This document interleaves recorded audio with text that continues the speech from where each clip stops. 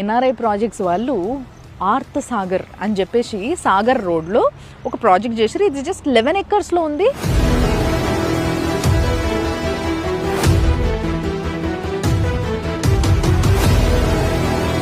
ఇక్కడ మనం ప్లాటింగ్ చేస్తే జనాలకు బాగా పనికొస్తుంది అనే ఆలోచన మీకు ఎందుకు వచ్చింది అసలు?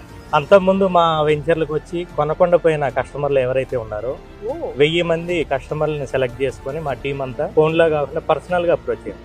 హైవే ఫేసింగ్ ఉండాలి, అవుటర్ కి దగ్గర ఉండాలి, డెవలప్మెంట్ కి స్కోప్ ఉన్న ప్రాంతాల్లో వెంచర్ ఉంటే తీసుకోవడానికి ఇంట్రెస్ట్ అనిపించింది. కొంచెం లేట్ అయినా పర్వాలేదు అని చెప్పి ఈ వెంచర్ ని చూస్ చేసుకున్నాం. 11 ఎకరాల్లో ఈ ఆర్ధ సాగర్ ప్రాజెక్ట్ ని రూపొందించడం జరిగింది. మిమ్మల్ని మీరు బిజినెస్ మ్యాన్ గా చూసుకుంటారా లేకపోతే ఇంకేదైనా ఉందా? గత 15 సంవత్సరాల నుంచి కూడా నేను రియల్ ఎస్టేట్ మార్కెటింగ్ లోనే ఉన్నాను.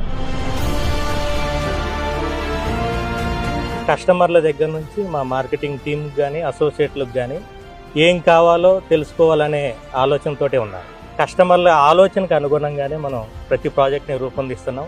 డబ్బులు ఉంటాయి, ఎక్కడ ఇన్వెస్ట్ చేయాలో అర్థం కాదు. అవసరం లేని దగ్గర, పెరగని దగ్గర ఎక్కువ మంది ఇన్వెస్ట్ చేస్తుంటారు. ఎక్కడైతే డెవలప్మెంట్కి స్కోప్ ఉంటుందో, గవర్నమెంట్ డెవలప్మెంట్స్ ఎక్కడ వస్తాయో, ఎంప్లాయ్మెంటేషన్కి స్కోప్ ఎక్కువ ఉంటుందో ఆ అవగాహనతో ఇన్వెస్ట్ చేస్తే అద్భుతమైన రిటర్న్ సంపాదించుకోవచ్చు. పేరేమో NRI projects, but when it comes to project ఇదంతా కూడా ఇక్కడి వాళ్ళకి ఏదో చెయ్యి అందించాలి,